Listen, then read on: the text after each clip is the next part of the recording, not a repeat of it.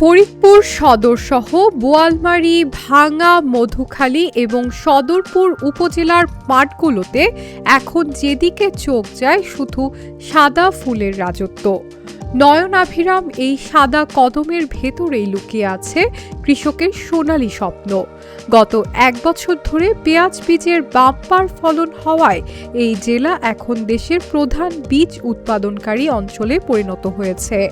স্থানীয়ভাবে ধান এবং পাটের পাশাপাশি পেঁয়াজ বীজ চাষ এখন কৃষকদের কাছে সবচেয়ে জনপ্রিয় এবং লাভজনক পেশা। পেঁয়াজের সাদা কদম ফুল শুকিয়ে বের হয় কালো দানা বা বীজ, যা বাজার দরের কারণে পরিচিত কালো সোনা নামে।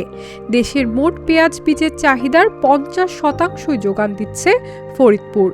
চলতি মৌসুমে 1100 মেট্রিক টন বীজ উৎপাদনের লক্ষ্যমাত্রা নির্ধারণ করেছে কৃষি বিভাগ, যার বাজার মূল্য অন্তত 550 কোটি টাকা।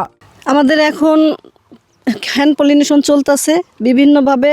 আমরা এই প্রায় 1 মাস যাবত আমরা প্রত্যেকটা মাঠে একদিন পর পর হ্যান্ড পলিনেশন করব এবং যতক্ষণ পর্যন্ত এই ফুলের মধ্যে বীজ না আসবে ততদিনই আমাদের এই হ্যান্ড পলিনেশন করতে হবে। এই হ্যান্ড পলিনেশনে অনেক খরচ, তারপর পরিপূর্ণ বীজ আমরা পাই এবং পুষ্ট হয়, ভালো বীজ হয়। এই কারণে আমরা হ্যান্ড পলিনেশন করতেছি প্রাকৃতিকভাবে। যে মৌমাছিতে আমাদের পরাগায়নটা হয়তো সেই পরাগায়নটা মৌমাছি নাই কারণে আমাদের হাত দিয়ে করা হচ্ছে। আমাদের অনেক শ্রমিক লাগে এবং অনেক শ্রমিক দিয়ে আমরা এই পরাগায়নটা করি এবং আরও 2 মাস পরেই আমরা এই বীজটা ঘরে তুলতে পারবো ইনশাল্লাহ। আবহাওয়া যদি ভালো থাকে তাহলে আমরা এই বছরেও ভালো ফলন পাবো। খুব মূল্যবান একটা ফসল, এটা কালা গোল্ড বিক্রি হয়।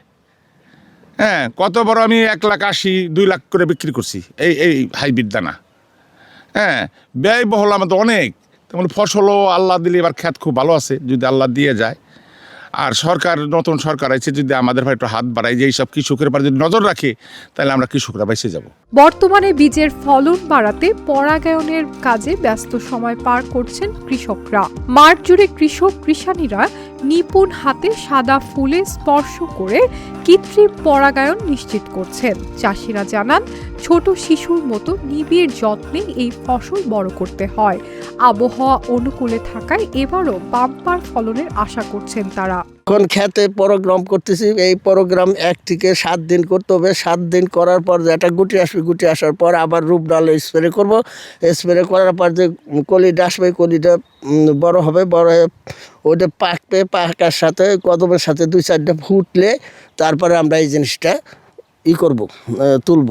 তোলার পর আবার বাসায় নিয়ে রোদ দিতে হবে। রোদ দিয়ে এটাকে মলন দিতে হবে। মলন দিয়ে ওই বীজ বাইর করতে হবে। বাইর করে ধাইরে পয়সা খুঁইটা আবার ওটাকে ধুইয়া পরিষ্কার পরিশ্রম করে 2.5 দিন রোদ দিতে হবে। রোদ দেওয়ার পরে বস্তায় প্যাকেট করা লাগবে। তখন আমরা দানা লাগাই, তখন সারের এমন ক্রাইসিস হয়, আমার 1 বিঘা সার লাগবে 4 বস্তা, আমার দিয়ে হয় 1 বস্তা। 1 বস্তা সারে তো 4 বস্তার কাজ করবে না।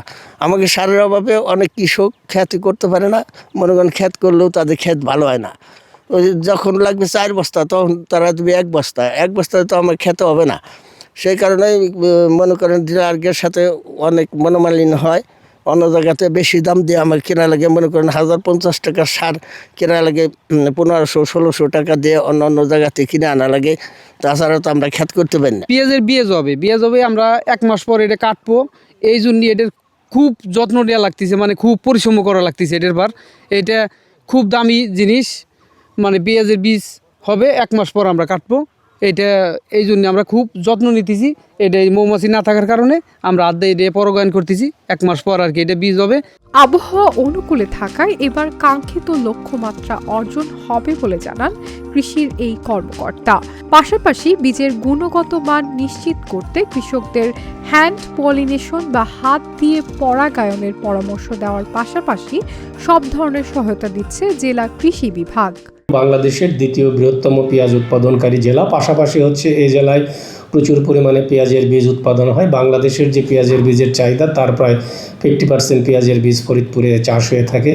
এবছর আমাদের লক্ষ্যমাত্রা ছিল 1854 হেক্টর এবং অলরেডি অ্যাচিভমেন্ট হয়েছে 1865 হেক্টর এবং আমরা আশা করছি এখান থেকে প্রায় 1050 থেকে 1100 মেট্রিক টন পেঁয়াজের বীজ উৎপাদন হবে। এখন পর্যন্ত পেঁয়াজের বীজ উৎপাদনের যে আবহাওয়া যথেষ্ট অনুকূলে আছে এবং আবহাওয়া যদি এই অবস্থায় থাকে আমরা মনে করছি যে আমাদের যে উৎপাদনের যে লক্ষ্যমাত্রা এই লক্ষ্যমাত্রা অর্জন করতে আমরা সক্ষম হব।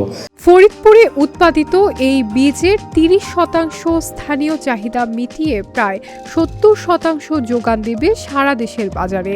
550 কোটি টাকার এই কালো সোনার উৎপাদন সফল হলে দেশের অর্থনীতিতে বড় ইতিবাচক পরিবর্তন আসবে বলে মনে করছেন সংশ্লিষ্টরা।